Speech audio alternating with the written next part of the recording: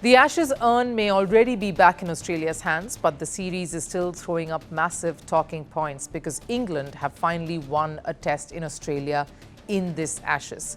Unfortunately, more than England's win, it's the drinking controversy that refuses to go away. Ben Duckett seems to have found an unlikely supporter here in Australia. Former coach Darren Lehmann first backed him, and now Travis Head has stepped in too. Is Australia normalising this, or is this controversy exposing something more? Melbourne showed us something England fans already knew. England are not short on talent, but let's not sugarcoat the Boxing Day test here. No batter crossed 50 runs. England barely scraped past 100 in the first innings. The match was wrapped up inside of 2 days. Not exactly your classic Boxing Day match, and yet, paradoxically, it showed fight.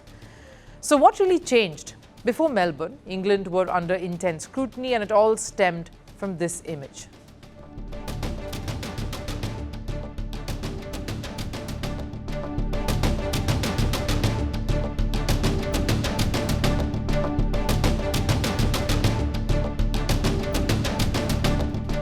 In frame was an international cricketer on the brink of losing an Ashes series, caught in the middle of a drinking spree that happened in their 9-day break between the second and the third test. Now, this was a team that arrived in Australia with bold talk, so the backlash had to be severe and was inevitable. But now comes the surprise twist. Australia, the ruthless Ashes rivals, came out in England's defence. First, it was Darren Lehmann. Now, it's Travis Head. What you do in personal time is up to you. Everyone has made a lot more out of it than what it should have been. We have done the same thing on past tours.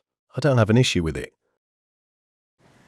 And let's be clear, this is not a moral argument. Travis Head is absolutely right on one thing. What players do in their own downtime, their personal time, is their business. Athletes are human beings after all. They deserve that time off and they deserve space. But here's where the argument shifts. Personal freedom does not cloud or cancel professional responsibilities, and that's where England slipped up. The issue was always about the ownership. If you're going to switch off, you better switch on when it matters. As Head said, Australia have done this for decades. They've partied, they've relaxed, but when it was time to compete, they came on. England, on the other hand, a 9-day break, and reportedly most of it was spent taking that time off, minimal intensity, and what followed was a crushing defeat in that third test in Adelaide. The Ashes slipping away and the storm that followed. Now, this is international cricket. Talent alone does not keep you at the top of your game. Fitness does.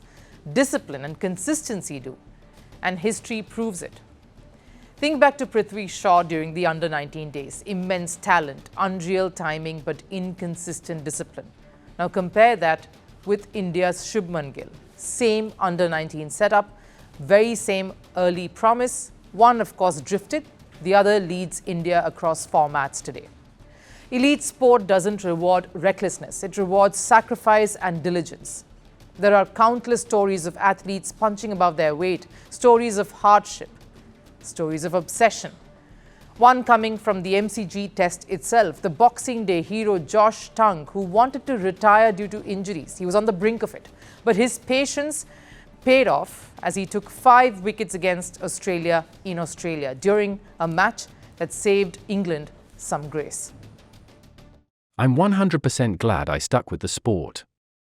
I was potentially retiring, but I'm glad that I put in the hard work to get myself back playing cricket and now playing for England. It's what I've always wanted to do. There are no stories of greatness built on complacency, and that's the real issue England faced. If England wanted to relax, fine, but then train harder, recover smarter, and prepare obsessively. Instead, most reports suggest the break lacked balance, and the scoreboard only reflected it.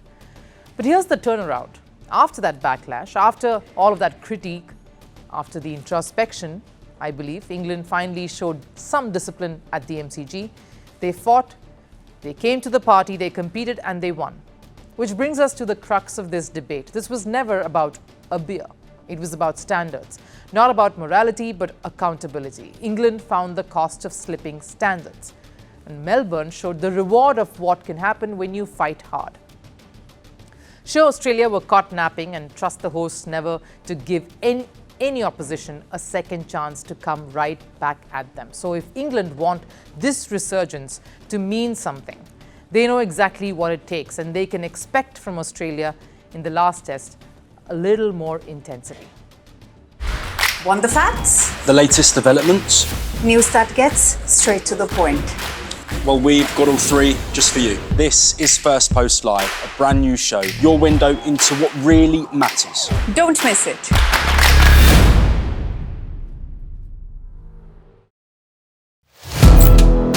Firstpost now available in 9 languages on YouTube.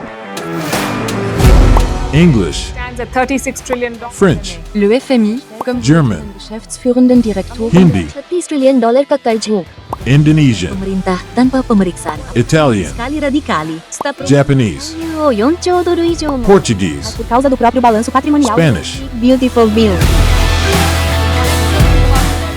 Go to Settings, click on Audio Track and select the language of your choice.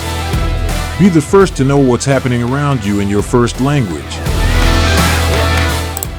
Firstpost.